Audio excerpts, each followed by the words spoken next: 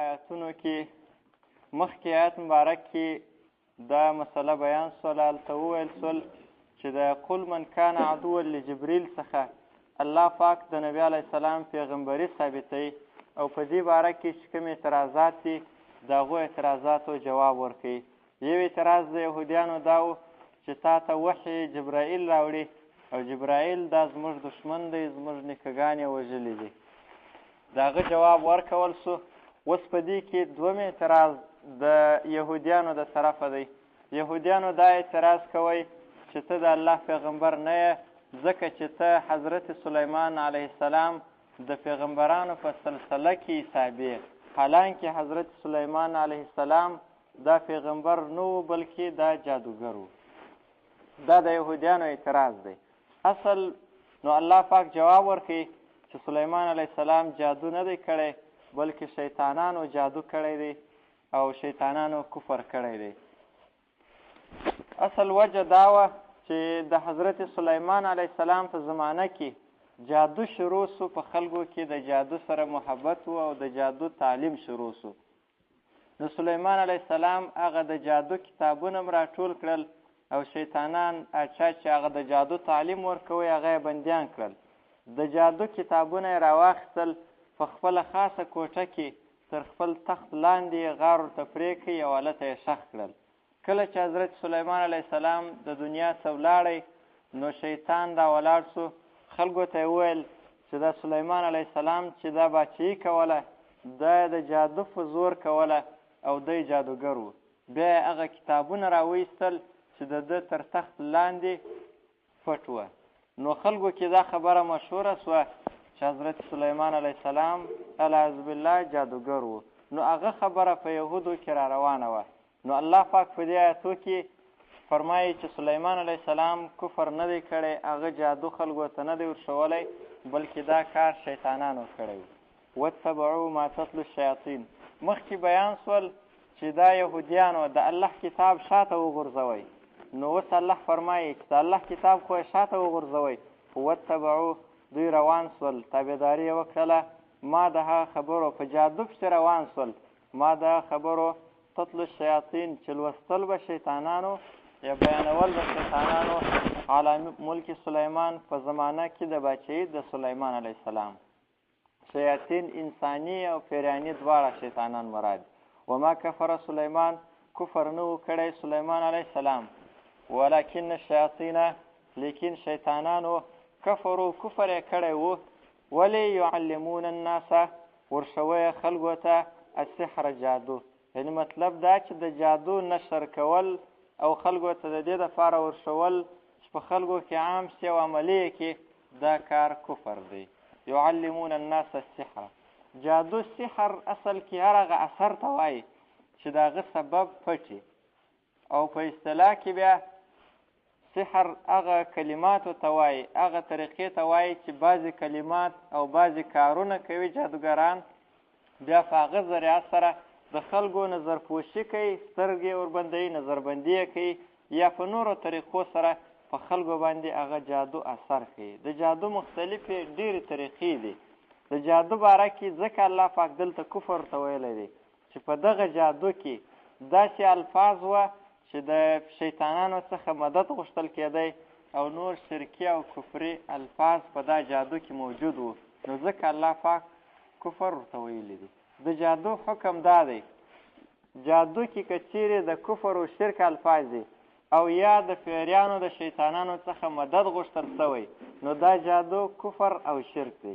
او که چیرې دا نه نور په بله د ګناه په طریقه سره داسې الفاظ دي چې د هغو ویل یا معنا نه معلومه او یا هغه ویل ګناه لري یا مشتبه الفاظ دي، بیا دا جادو حرام دی او ګناه کبیره ده. جادو چې کېږي دا کېږي د بېدینۍ د وجې چې شرکي الفاظ پکې نو ډېر اثر کوي او سړی چې د ناپاکۍ په حالت کې ډېر اثر کوي. ځکه په جادو کې د پیریانو کومک کوي د انسان سره. پیریان په هغه وخت کې ډېر کومک کوي د انسان سره چې سړی څومره د بېدینۍ خواته نږدې او څومره ناپاک او څومره غلط الفاظ ووایي. اکثره جادوګران د جنابت په حالت کې جادو کوي، نو په دې وخت کې ډېر اثر کوي. لکه څنګه چې بعضې کلمې سړی ووایي ملایکې د الله پاک د طرفه د انسان سره کومک کوي، نو ملایکې په هغه وخت کې کومک کوي چې سړی یې څه ده او دا څه په حالت کې ووایي، نو هغه کلمې او ذکرونه بیا ډېر اثر لري. او څه په اخلاص یې ووایي د پاکۍ په حالت کې اثر لري. دارنګه شیطانان څومره چې د ناپاکۍ په حالت کې او څومره غلط الفاظ ویل شي نو بیا هغه جادو ډېر اثر لري. د جادو باره کې علامه شامی رحمه الله یې وایي استثنا ذکر کړې ده. نور خو مسله دا ده یا جادو کفر دی او یا حرام دی، که کفري الفاظ و کفر دی او که کفري الفاظ نه وه بیا حرام او ګناه کبیره ده. خو علامه شامی رحمه الله فرمایلی دی چې صرف د دومره لږ جادو زده کول چې په هغه سره مقصد دا یې چې د مسلمانانو څه ضرر دفع شي، د مسلمانانو دفاع ورباندې وشي، په دې نیت سره یو څه جادو زده کول علامه شامی فرمایي چې دا روا دي، صرف دا استثنا. دا حکم د تعویضو هم دی. تعویض کې که صحیح الفاظ دي د قرآن کریم آیات یا داسې دعاګانې چې هغه ثابت دي نو دا جادو صحیح دی، دا تعویض روا دی. که په تعویض کې شرکي الفاظ دي نو بیا شرک دی، او که داسې الفاظ چې معنا یې نه وي معلومه او یا داسې یې چې یو بله د شرک وهم پکښې نو بیا داسې تعویض ناروا دی. وما انزل على الملکین ببابل هاروت و ماروت.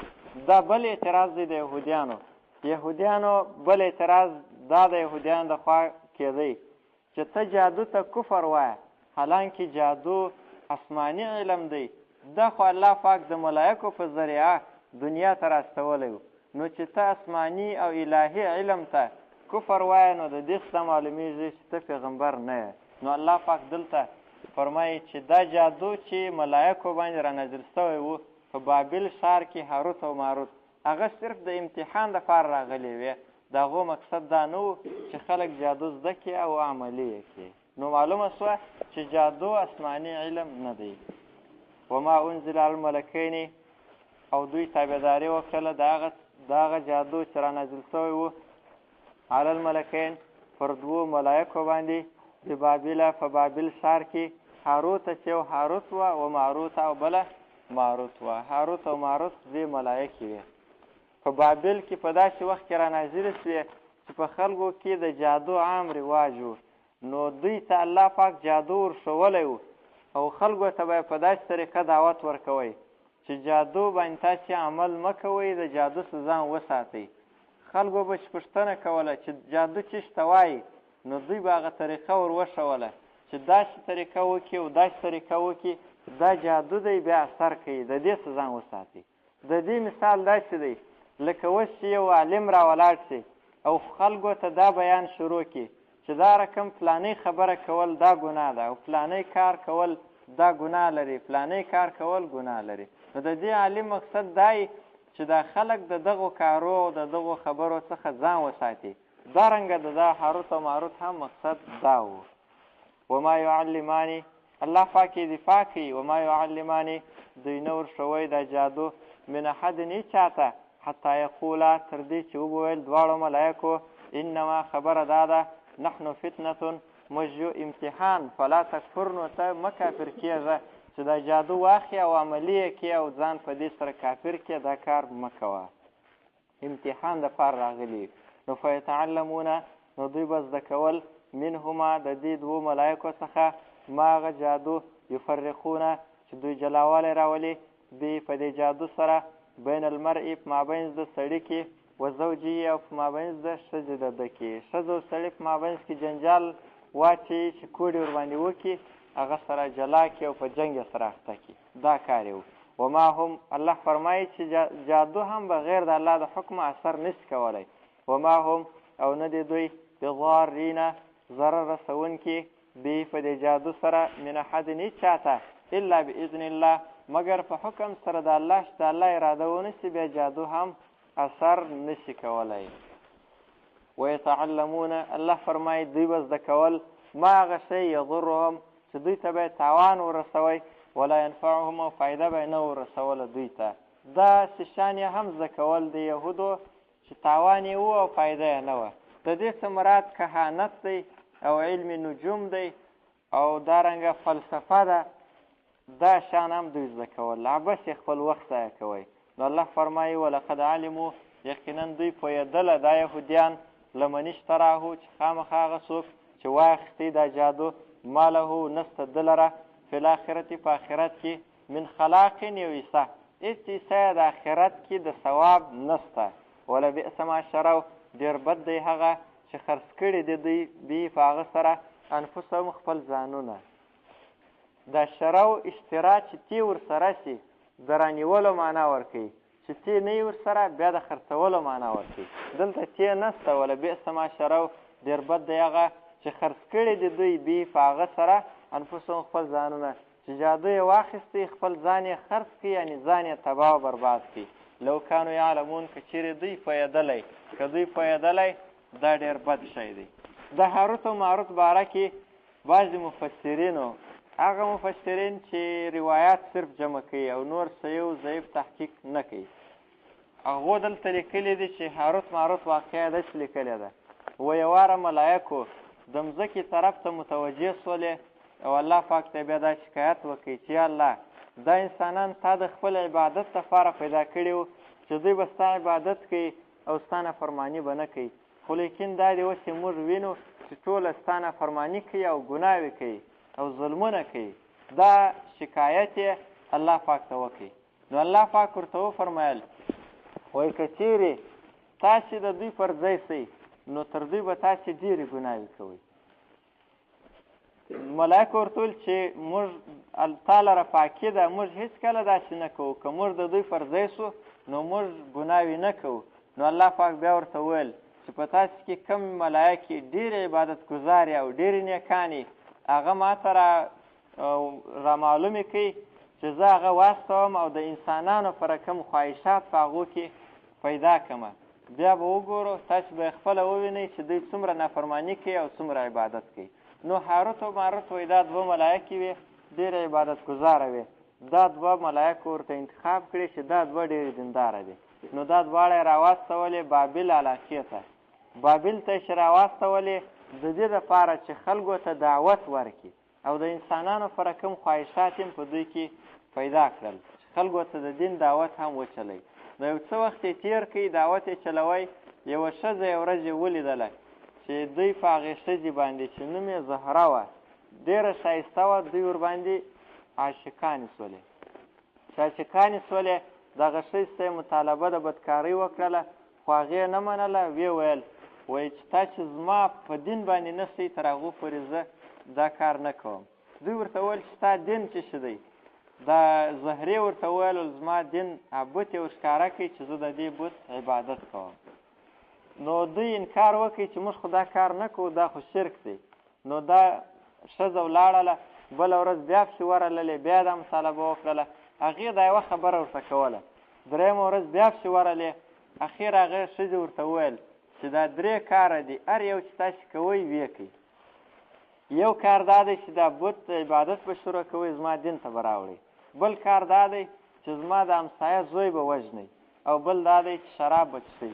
په دې کارو کې چې کومه ستاسې خوښه هغه کار وکړئ. ملایکو چې فکر وکړي چې قتل خو غټه ګناه ده او شرک خو تر ټولو غټه ګناه ده، نو دا شراب به وڅښو. شراب بیا هم یو داسې ګناه ده چې د الله څخه بخښنه وغواړو، الله یې رامعافوي، د بنده حق په دې کې نشته.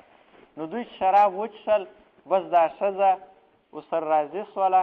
نو دا بدکاري چې وکړله، په دې حالت کې یو سړی تېرېدی په دا لاره.